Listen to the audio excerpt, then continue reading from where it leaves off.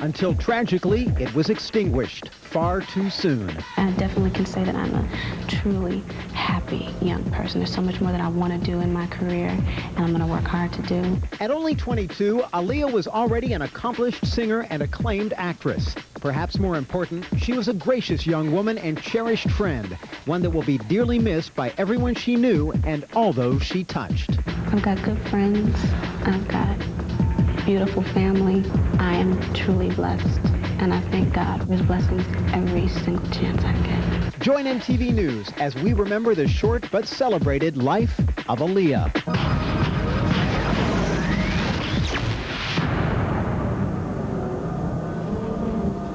Hi, I'm John Norris. The music world has been engulfed in grief following the tragic death of Aaliyah, the 22-year-old singer and actress whose future had never seemed brighter or more promising. Government officials are still investigating the crash of the twin-engine Cessna 402, which was carrying Aaliyah and her 8 associates when it hit the ground and caught fire just after taking off from Abaco Island in the Bahamas. We've got so many special stories and remembrances to share with you over the next half hour from people who knew, respected, and loved Aaliyah. You'll hear from her boyfriend, Damon Dash, Hype Williams, the man who directed her last video for the song Rock de Boat. That is the clip that Aaliyah had been shooting in the Bahamas and which she had just wrapped before boarding that ill-fated flight. We'll also hear from Puffy, Timbaland, and many others. But we start with a fond and fabulous look back at an entertainer who seemed to dazzle her peers and her fans every time she stepped out in public. Some stars have a very unique way of capturing their audience without saying a word.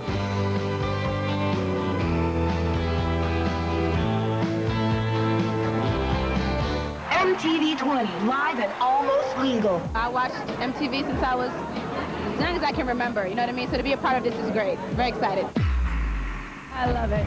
Aaliyah, we talked. I'm excited too. Are you really? Tell me him. about some of your earliest memories of MTV. Of course, the first album I bought was Karma Chameleon. Yeah. I was obsessed with you, so it's a big deal for me. You into me. But we always wanted to dance. I always liked the way she moved. She was always so smooth and so fluid. And I was like, you know what, one day we're going to rock together. The 2001 MTV Movie Award. When we were at the MTV Movie Awards, we was like, here's our chance. We could finally dance together. You want to dance? Yeah, let's dance. You want to dance? I want to dance. Come on. All right.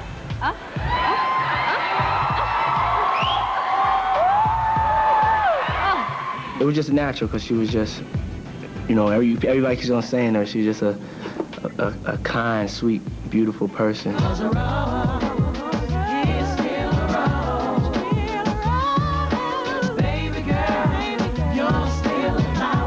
the best. She's so friendly and nice to work with and so down to earth. I was very impressed. But I got to say, I was hip to it before because everybody that's ever dealt with her said the same thing. We did a show, MTV Icon, a tribute to Janet Jackson. And that evening, Stevie Wonder had also come to the show. And Stevie said on his way out, was there any way, his representative said, is there any way Stevie can meet Aaliyah?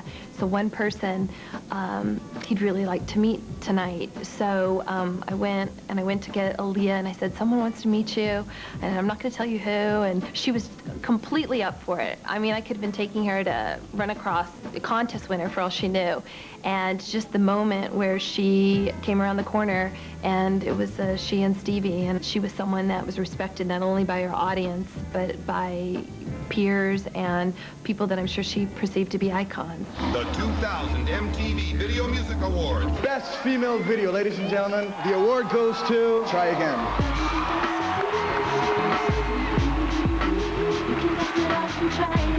Wow. Yo, this is a shock. This is a big shock. I just started filming Anne Rice's Queen of the Damned in Australia, and my brother and I flew 22 hours to be here just in appreciation of the nomination. So thank you so much. Thanks to MTV and to the fans for your love and support. My brother Rashad, I love you. You're my everything. And thanks to God for his blessings. And I dedicate this award to my grandfather and to the memory of my grandmother. Peace. Thank you. She could definitely light up a crowd. But unlike some other entertainers her age, Aaliyah kept her personal life quiet. And if her poise and class were a throwback to an era that prized glamour and elegance, those who knew the private Aaliyah describe a young woman who always had time for fun with her family and friends. They include everyone from Jonathan Davis of Korn, just one example of the broad scope of Aaliyah's musical interests, to her cousin, who also happened to be the president of her record label, Jomo Hankerson.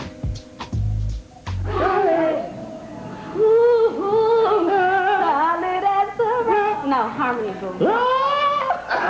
We just literally act a fool, and I love it. It's like being a kid. Sorry. I said sorry. And sometimes you need that. Sometimes you need to just be pure silly. From 3 years old, you heard Aaliyah sing. You know, she used to love walk around the house doing Whitney Houston songs, and she loved to sing. We always knew that Aaliyah could be something special, because she came out the womb special.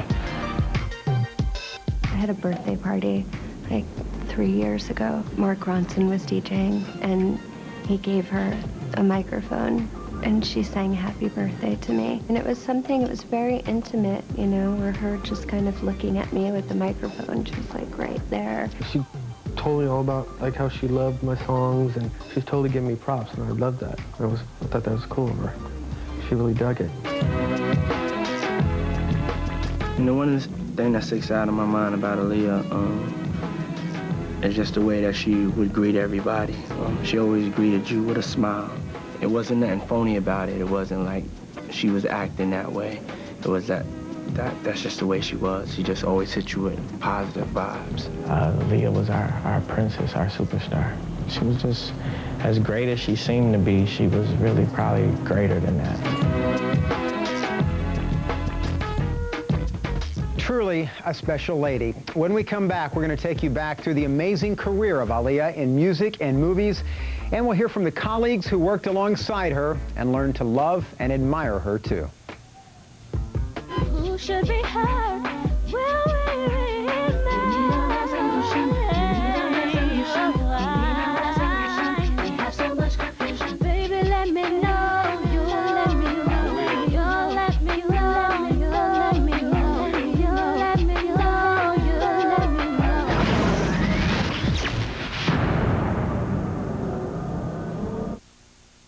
Performing live at the 2000...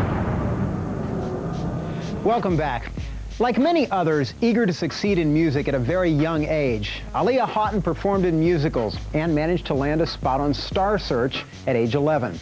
But unlike many aspiring young talents, she was able to attend a first-rate public school for the performing arts and had some serious family ties to the record industry. Her aunt was R&B superstar Gladys Knight, and her uncle a music business executive who would introduce her to R. Kelly. And by the time she was 15, the result of that meeting was pure platinum.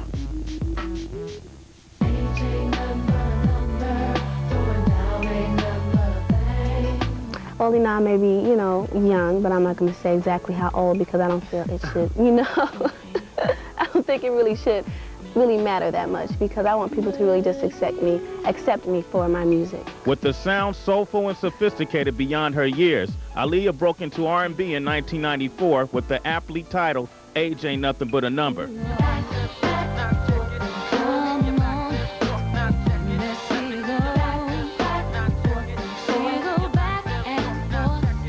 That was my first video, so it was very exciting. At first, I was nervous because something I'd never experienced before. It was a very, very, very great experience because I always wanted to do this. Your smile, your style is so fly, I can't deny.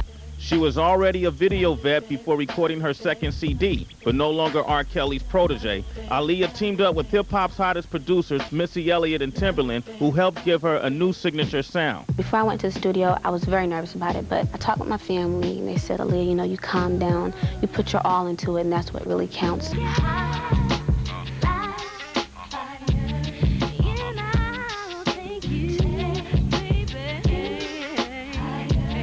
Riding high on multi-platinum sales, she was invited to guest on several albums and soundtracks.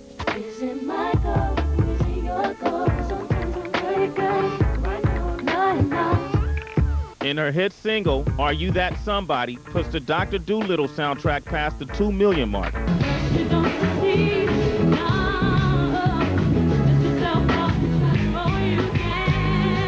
But it was a song from her own movie that scored her a Grammy nomination and 2 VMA Moon Men.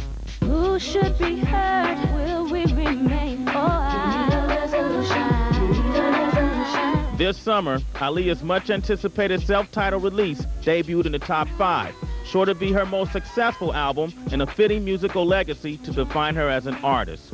I really want people to get a sense of who Aaliyah really is with this album. You know, there's a side of me that's very dark and very mysterious, and a lot of the tracks on the album are like that. And this one is really me in totality. But music alone wasn't enough to keep Aaliyah occupied. While others dream of movie stardom, Aaliyah's allure and camera-friendly charisma made her a natural for the big screen and led to her starring in a major hit film. It seemed certain that there would be more acting successes on the way, as we heard from those who watched her work.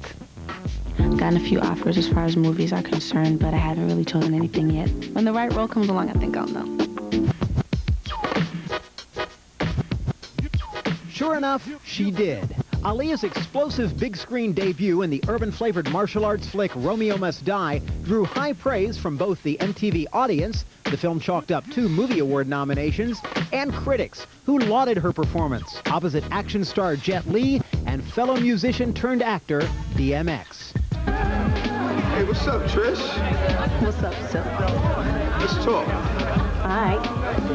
We had a scene one day where she had a talk about to Jet about her brother dying, and she had to really break down and cry. And you know, a lot of times on these movies, what they do is they have a little menthol that they'll blow in the actor's eyes that makes the actor's eyes tear up a little bit, and they kind of put glycerin on their cheeks so that it looks like they're crying. But she didn't want to do that. She wanted to do it, and she reached down somewhere, and she was incredible. She found this place to be this incredible actress and person. Romeo producer Joel Silver was so impressed with Aaliyah's talents that he signed her up for not 1, but 2 sequels to the Keanu Reeves blockbuster, The Matrix. The status of those films, yet another uncertainty in the wake of a senseless tragedy. There was some preparation for some footage, but her work was to start late in the fall, and I mean, she was so excited about it. I talked to her a few weeks ago, and she was just so excited. I was looking forward to seeing her in Matrix and like all the other stuff she had going on. She's an awesome actress. And Jonathan from Korn is also producing the soundtrack to Queen of the Damned, a film version of the Anne Rice novel that Aaliyah shot last year. No word yet on when we'll get to see Aaliyah's final acting performances. When we come back, deeply personal stories from the family, friends, and fans who knew that Aaliyah truly was one in a million.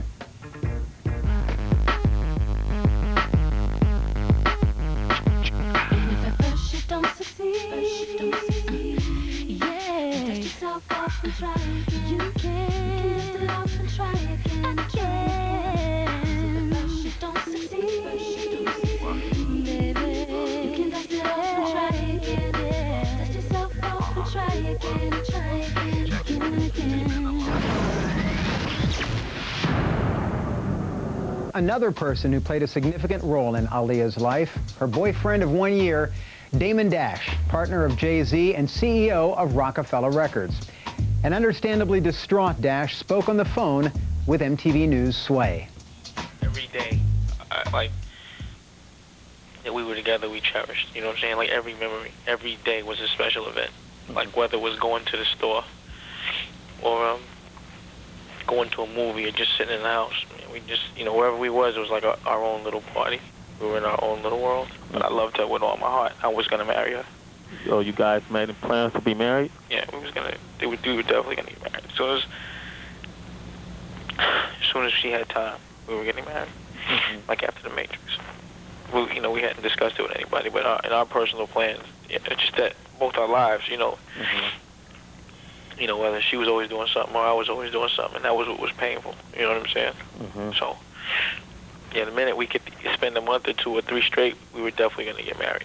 And, you know, we were together for over a year. I never raised my voice to her. I never had an argument with her. We never argued about anything because there was nothing to argue about. I would do anything for her, anything to protect her from any kind of pain. You know what I'm saying? Like, you know, she became one of my family. She was my family. She was my best friend, and she was the closest person to me. So my heart is broken. Trust. There were, of course, so many others that Aaliyah touched in her 7-year career through her music, her movies, and her unquenchable spirit. Here now are the thoughts of just some of them.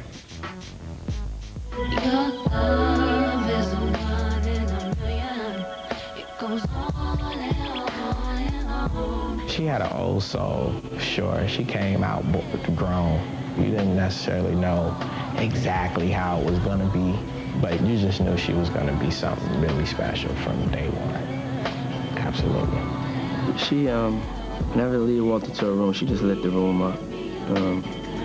But not like in a I'm the star way. It was more like whoa, you know what I'm saying? Like that's something about her. I just always believe that if the chance came back around, we would work well together. We grew to be friends outside of working. She was a fantastic girl, and it's just a horrible concept that we're sitting here on MTV talking about that she's gone, when it's horrible, horrible. She's like blood, and I lost blood, you know what I'm saying? Her creativity is so, me and her together had this chemistry, and I feel like I kind of lost half of my creativity side. You know, it's kind of hard for me to really get up and talk to the fans right now, but I feel like they need to know, you know, that beyond the music, she is a brilliant person. She's like the specialest person that I've probably ever met. I just think everyone should realize that Aaliyah loved all of her friends, and everyone who was on that plane was a great friend. And it's a tragedy on every level. Even though she was a movie star and a great performer, you're gonna remember her as a beautiful human being, and that's the way I'll remember her. We're all better because she was here, and it's just a shame that she's not no more. It's really, I can't get beyond how we're gonna make it without her. Many of us here at MTV also considered Aaliyah a very lovely and joyous part of our family as well. In her too short 22 years, she lived her dream and loved her fans, and like you, we'll miss her for a long time to come. But you know, I guess if there's any comfort at this very sad time, it's that Aaliyah is and ever will be remembered, just as she told us not long ago that she would want to be. It's hard to say what I want my legacy to be, you know, what I want people to say when I'm long gone. At this point, right now, I'm going to say that I want people to see me as an entertainer, someone who can do it all. I have to honestly say that everything is worth it. The hard work, the times when you're tired, the times when you're a bit sad, the good moments when you're on stage performing in front of thousands of people. In the end, it's all worth it because it really makes me happy. And I wouldn't trade it for anything else in the world. I honestly wouldn't. There's nothing better than loving what you do.